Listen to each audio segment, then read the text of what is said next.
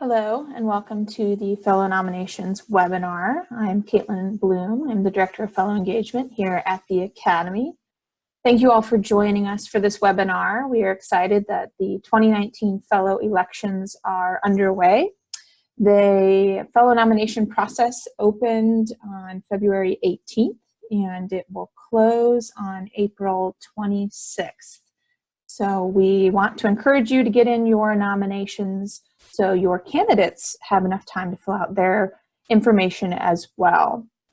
So I'm going to walk you through the nomination process, how to nominate somebody, and how to second somebody if you are listed as a seconder on a nomination.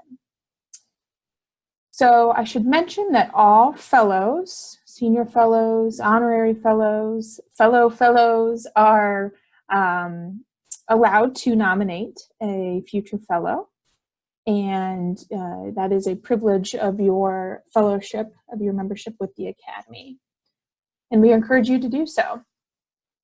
So the first step that you will want to do is navigate to our website. Our website, of course, is napawash.org, and once you are on our website, you'll see a scrolling bar here. The first one happens to be about fellow nominations. You can click that link to go to the website, to the web page that has the nominations on there. You can go up to fellows and click 2019 nominations. And that's going to also take you to the web page about the election process. So we have a dedicated web page this year to 2019 fellow elections. And on this page, you will see quite a bit of useful information for you. If you're new to the nomination process, maybe you're a recent fellow, you can find out more here about the process. As I mentioned, when they open and when they close, as well as when the nominating committee meets and how that works.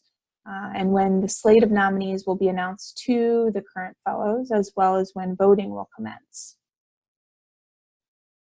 Also on this web page, you'll see a checklist for you. So this is the nominator's checklist. This is going to tell you what you need to nominate somebody. It will tell you what you need to share with your candidate. And it will go through the process that I'm about to go through as well. Also here, you'll find an example recommendation statement. So one of the feedback pieces that we've received in the past is that people didn't know necessarily what should be included in the nominating or the recommendation statement. And so we provided a sample one here for you as well.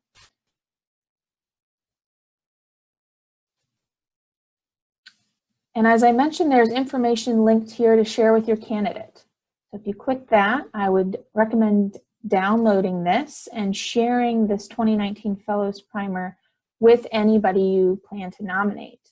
This talks about the fellowship, it talks about the privileges of becoming a fellow, it talks about the obligations, it talks about the ways to get involved, and it goes even into some detail about our project panels and different opportunities to engage with the Academy. So I highly recommend sharing that with your candidate prior to nominating them. So you'll find quite a bit of information on this web page. And also on this web page, you will find the link to nominate. So you'll find the link to nominate somebody on this website. You'll also find it should you log into your fellow account. So when you log into your fellow account, up at your top of your dashboard, you will also see fellow nominations link. And if you don't know your username or password to log in, just contact me and I can help you either reset your password or tell you your email that's associated with your account. So once you click into the Nominate Today button, you're going to be taken to a screen that looks somewhat similar to this. I have a couple different pieces of information being an admin, but what you want to look for is this first section here, 2019 Fellow Nominations. So again, this is after I have logged into my fellow profile and clicked the Fellow Nominations tab. I'm going to be taken here. And I once again want to then click into the 2019 Fellow Nominations tab. And so if you haven't started the nomination process, you're not going to see nominations sitting here yet. What you will see is a button that says Start a New Nomination. And when you click that, it's going to first show you a memo that talks a little bit about what the Academy bylaws list as qualifications for membership. It also goes over the board. The board met this year and was specifically interested in individuals with certain expertise. And so that is also highlighted here. So I highly recommend reading through this before you nominate someone. Once you've read through, you'll click Proceed. And we just need some basic information from you on your candidate. So first name, last name, and an email. This is just a test.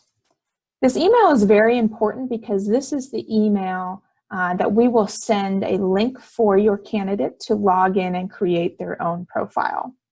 So this email needs to be correct for that email to be sent. Now, if it's the email that you know, but you know that they might prefer a different email, don't worry about that. We can always change it after the fact, but we need to make sure this email is correct and gets to them.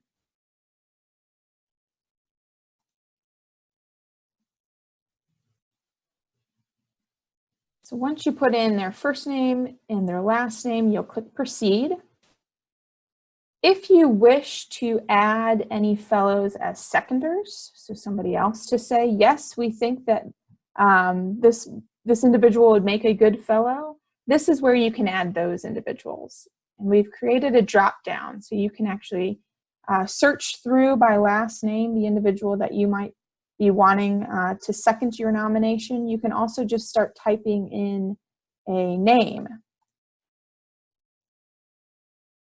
And of course, we have a section here. We want you to notify the fellow that you've added them as a seconder so that they are on the lookout for the email that they will receive. You can add a seconder if you want. You can add 2 seconders, or you don't have to add any. That's totally up to you. And then I will click Proceed.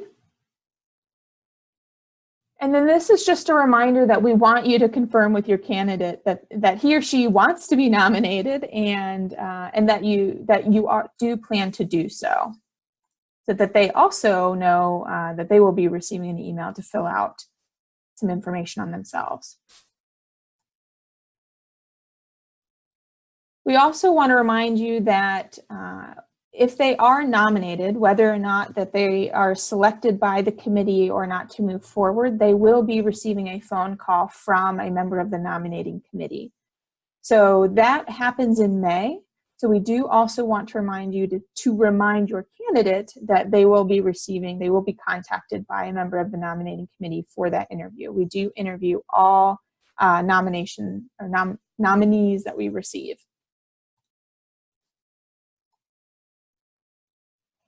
And then at this point, we just ask for you to fill out 2 sections on your candidate. So we want you to include a paragraph of how the candidate will contribute to diversifying our fellowship. And you can refer back to the memo to see it in the ways that the board really wants you to put emphasis this year. So I'm just going to put some test language in here right now. And it's really just a paragraph, 5 to 7 sentences, I'd say. And then we want to hear from you on how you think your candidate will become actively involved in the Academy as well. And maybe they already are actively involved. We'd love to hear that. You think that they will participate in certain standing panels that we have, different forums, really talk about their expertise here.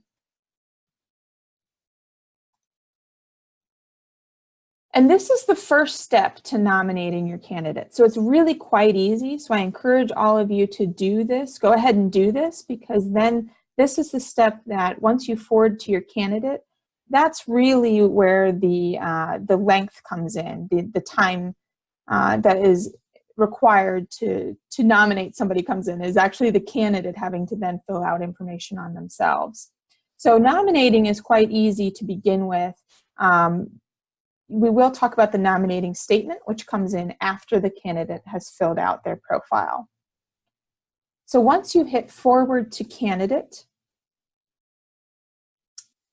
both your candidate will receive a email notification that they have been nominated by you. That email looks like this. It talks about how to set up their account. It obviously says who has nominated them. It talks about the timeline so that they know. We reiterate there that the Fellows Nominating Committee will call them. And then, of course, it talks about the ways to get involved today, because you don't have to be a fellow to be involved with the Academy. So we want to encourage folks to get involved.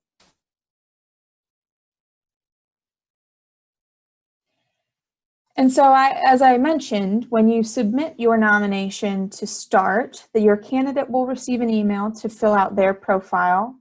And your seconders, if you added any seconders, will also receive an email saying you've been listed as a seconder by Caitlin Bloom for Joe Smith. And it will give them a link to log in and provide their seconders nomination statement. So that is all you have to do at this point in time. Once your candidate fills out their profile, so that profile consists of course, their name, their work history, their areas of expertise, their awards, their publications, things like that, an upload for their resume.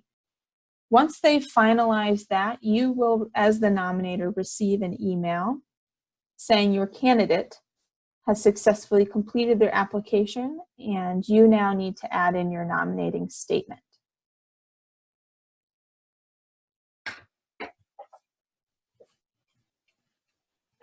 So your profile, if you log back in, will look like Jane Smith right here if the candidate has not completed their application. You've completed the first part, and now the candidate has to complete the application. Once somebody does complete the application and you log back in, you will then see an action button here that you now need to add in your recommendation statement. So you've submitted the first step of the nomination process. The candidate has completed their application. Now you go back in and add your nomination statement. And the reason we set it up this way is for a couple of different reasons. One, to get the candidate going on their application. So to make it easy for you to start the nomination process and put it in the candidate's hands, because as I mentioned, that is what takes the most amount of time. But also because then when you go back in to edit the nomination, you can actually view the candidate's application, which might help enhance your nomination statement. Or it might, you might see something missing from the application that you want your candidate to highlight.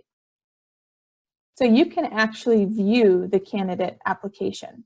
So you will see what your candidate has listed about themselves.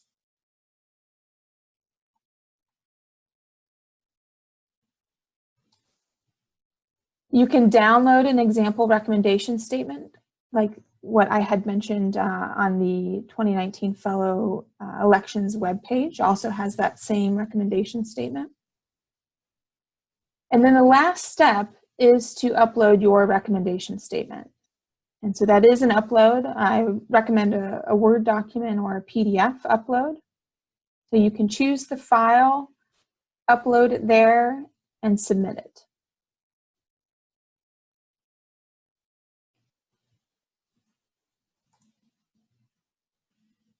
And then once you have submitted it, I'm not going to submit one, this will turn green and you will see that you are done with that candidate. So as you can see in my tests here, I have 3 different candidates that I am recommending, and they are all in different stages of the process.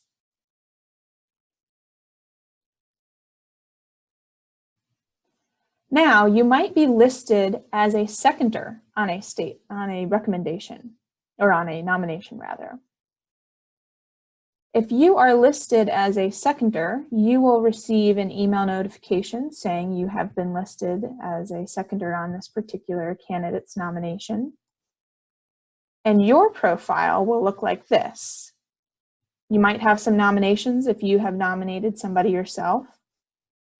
But under seconding recommendations, you will see the candidate, Jane Smith. You've been listed as a seconder.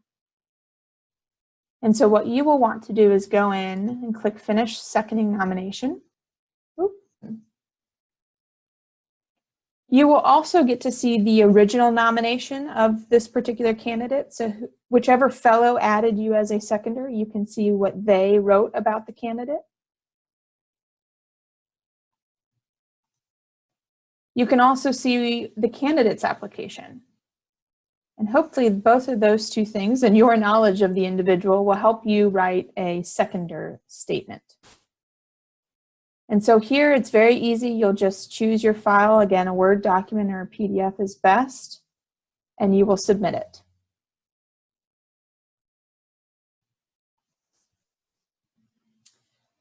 So that is the basis for the nomination process and the seconding process. I will just remind you that nominations close April 26th. It's best if you get that first nomination step in pretty soon so that the candidate has enough time to fill out their section. In May, the nominating committee will call all candidates and have an interview with them. That helps them come to the nominating committee meeting, which happens in June, with more notes about the candidate. So in June, as I mentioned, the nominating committee meets. And then within June and July, through that process, is when we notify those candidates that have made the slate to be voted on by the fellowship, and those candidates that have not made the slate. We also notify their nominators of whether they have made the slate or not.